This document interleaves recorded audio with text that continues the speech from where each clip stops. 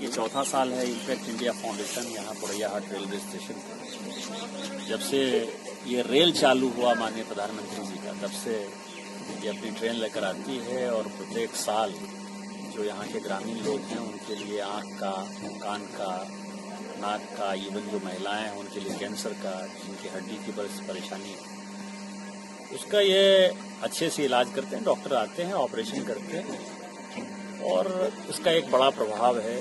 सालों भर यहाँ की जनता इसका इंतजार करती है। ये जो काम है ये इम्पैक्ट इंडिया फाउंडेशन करती है। वहाँ के लोगों ने मुझे कहा था कि इस बार शहर आप जाइएगा।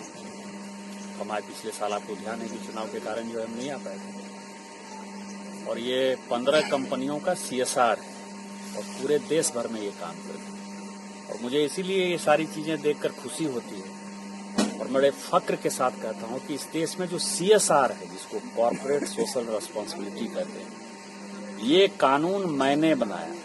जब मैं ये कहता हूं मैंने बनाया है तो ये कानून मैंने बनाया। मैं उस कमेटी का सदस्य था और मेरे कमेटी के चेयरमैन यशवंत सिन्हा थे, गुरदास दास गुप्ता अब नहीं है CPI के, और भरतरी महताब जो भारतीय जनता पार्टी के सीनियर सांसद हैं, और अनुराग सिंह ठाकुर। हम 5 आदमी ने मिलकर जो है ये प्रपोजल दिया। ये प्रपोजल मेरा था, ये ध्यान की हम कोयले से प्रभावित हैं और हमारे यहाँ लोग काम नहीं करते हैं। प्रत्येक कंपनी को 2% CSR में खर्च करना पड़ेगा। ये कानून हमने बनाया। तो जो कानून हमने बनाया, जिस कानून के कारण जो है CSR आया इस देश में, और CSR के कारण जो प्रभाव पड़ रहा है, सकारात्मक प्रभाव, उसको देखने के लिए हम आए और मुझे लगता है कि अच्छा काम है। दूसरा, मैं डांगापाड़ा जा रहा हूँ।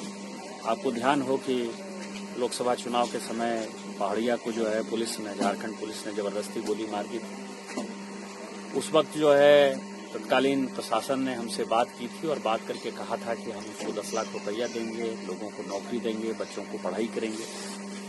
मुझे अभी से 4-5 दिन पहले फोन आया था, जो लड़का जो मरा था उसके भाई का, जो कि जिसका सपना है कि वो Jharkhand public service commission compete करे। भाई चाहता था मरने के पहले कि मुझे केवल 5 लाख रुपया मिला, पैसा नहीं मिला है, लोगों को नौकरी नहीं मिली है, समस्या है। मैं यहाँ से वहीं जा रहा हूँ।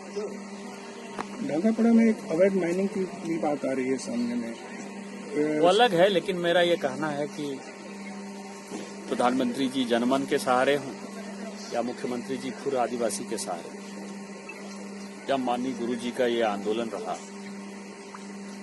हम सभी जो है आदिवासियों की चिंता की बात करते हैं, आदिवासियों के उत्थान की बात करते हैं। आजादी के 77 साल बाद एक निरीह निहत्था आदिवासी शौचालय जाते हुए पुलिस की गोली का शिकार हो जाता है। जो पुलिस अफसर गोली मारता है वो एक जाति विशेष का है। चुनाव में जो है वो एक व्यक्ति विशेष को सपोर्ट करता है और उस कारण से उसके ऊपर कोई कार्रवाई नहीं।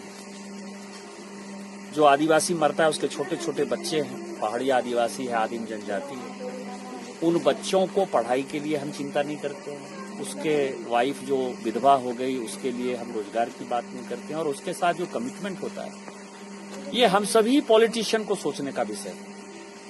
मैंने कह रखा है कि 6 महीने तक मैं राज्य सरकार के खिलाफ कोई बात नहीं करूंगा, तो आज भी नहीं करूंगा। चाहे मैं हूं, चाहे भारतीय जनता पार्टी राजनीति में है, चाहे झारखंड मुक्ति मोर्चा है, चाहे कांग्रेस है, ये सबों को सोचने के लिए बात है कि जब सरकार कोई कमिटमेंट करती है तो सरकार का कमिटमेंट होता है, तो व्यक्ति का कमिटमेंट, तो उस कमिटमेंट को पूरा करना चाहिए। और उस कमिटमेंट को पूरा करने में क्या समस्या है, उसी को देखना चाहिए। सर, एक है कि माननीय प्रधानमंत्री ने all India institute of medical science AIIMS जो है देवघर में डाल दिया है, तो सालों भर इस तरह के इलाज जो है एम्स देवघर में होते हैं, तो उनको इसकी आवश्यकता नहीं महसूस हो रही है।